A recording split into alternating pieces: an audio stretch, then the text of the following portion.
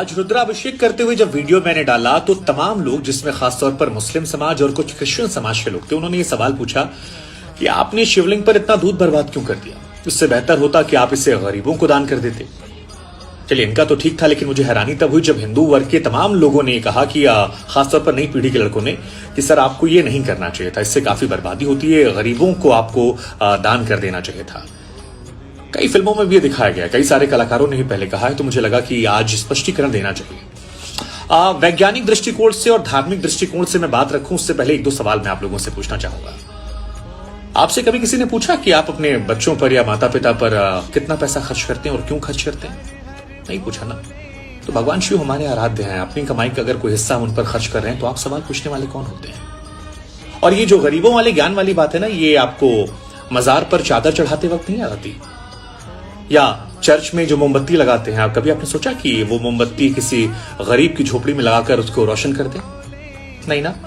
कभी आपने सोचा कि आप अपने जन्मदिन पर जो पैसा बर्बाद करते हैं, नए साल में पार्टियां करते हैं, फिल्मों देखने जाते हैं, हजारों रुपए खर्च होते हैं, 500-500 रुपए की टिकट आता है, शैंपेन पीते हैं, लॉन्ग ड्राइव पे जाते हैं, कितना तेल खराब होता है? कभी सोचा आपने? नहीं सोचा होगा, क्योंकि वो शायद सोचने वाली बात नहीं है, एजेंडे में सूट नहीं करता। हमें तो हिंदू धर्म को टारगेट करना है। चलिए ठीक है, अब आते हैं धार्मिक और वैज्ञानिक दृष्टिकोण पर। विष्णु पुराण की माने तो भगवान शिव ने समुद्र मंथन के दौरान जब विष को ग्रहण करना शुरू किया तो उनका शरीर तपने लगा। देवताओं ने पानी पिलाया, असर नहीं किया। इसके बाद दुग्धाभिषेक करवाया गया, भगवान को राहत मिली, और तभी से ये मान्यता है कि दूध चढ़ाने से भगवान शिव प्रसन्न होते हैं और हम जैसे भक्त दुग्धाभिषेक करवाते हैं। खैर, इससे आपको क्या लेना देना।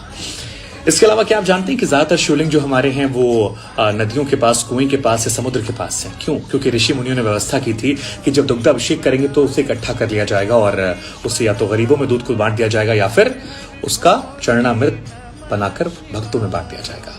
हाँ, ये सच है कि आक्रांताओं के आक्रमण करने के बाद कुरीतियां बदली, बदले वक्त में बदली, लेकिन धार्मिक मान्यता यही है। वैज्ञानिक दृष्टिकोण से क्या आप जानते हैं कि ज्यादातर शिवलिंग वहां पर है, खासतौर पर ज्योतिर्लिंग, जहां रेडियो एक्टिव एलिमेंट निकलते हैं और दूध, धतूरा या बेलपत्र चढ़ाने से उन्हें वो सोख लेते हैं। आपको नहीं पता होगा। खैर, एक और बात बता दूं आपको मैं कि हिंदुस्तान वो देश है जो कृषि प्रधान देश है। यहाँ पर कभी भी खाने पीने या दूध के सामान की कमी नहीं थी। क्या जाने वो लोग जो अरब में रहते थे, जहाँ पानी भी नहीं मिलता। हिंदुस्तान की बात अलग थी, ये चीजें अवेलेबल थी। खैर, आपसे गुजारिश इतनी है कि इस वीडियो को शेयर कीजिएगा ताकि नई पीढ़ी को पता लगे कि ये वेस्टेज नहीं है, और केवल एक धर्म पर निशाना मत बनाइए। उन कलाकारों को भी बताइए कि शिवलिंग पर दूध चढ़ाना धार्मिक दृष्टिकोण से, वैज्ञानिक दृष्टिकोण से कैसे सही है, और हम अगर अपने पिता, अपने भगवान के